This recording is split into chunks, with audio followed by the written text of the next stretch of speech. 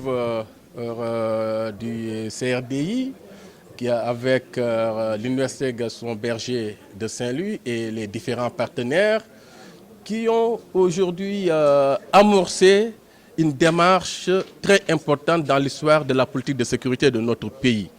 D'autant plus que la recherche constitue le premier pas de la sécurité. Vous l'avez entendu, on ne peut pas combattre un phénomène sans pour autant le comprendre.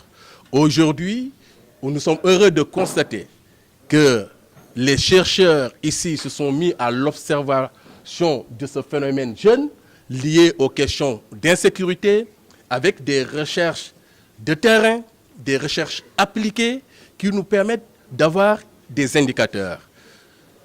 Vous allez retrouver aujourd'hui 4 présentations avec les facteurs déterminants, avec les conséquences, les facteurs de résilience. C'est quelque chose, c'est une première au Sénégal.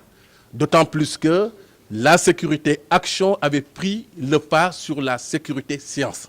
Aujourd'hui, la sécurité, on lance une démarche sécurité fondée sur la science, c'est-à-dire sur la démarche scientifique. Et cela va nous permettre d'avoir des indications sûres pour que nous, décideurs, nous puissions vraiment aller dans le sens vraiment de la résolution de ces problèmes-là.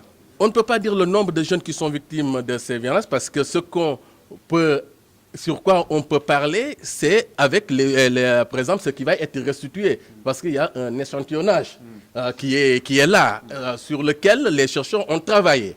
Et c'est sur la base de ça qu'ils vont vous donner, en termes de chiffres, ce qui ressort de l'enquête.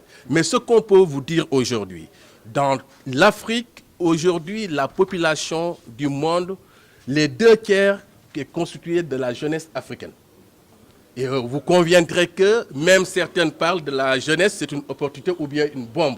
Mais aujourd'hui, on veut montrer que la jeunesse peut être une potentialité, une opportunité pour nos populations parce que la jeunesse est un moteur de développement. Et pour ce faire, il faut connaître les problématiques. Essayer d'avoir des indicateurs pour vraiment aller dans le sens de politiques de jeunesse qui nous permettent d'éviter de dire que la jeunesse c'est facteur de violence ou la jeunesse est une bombe.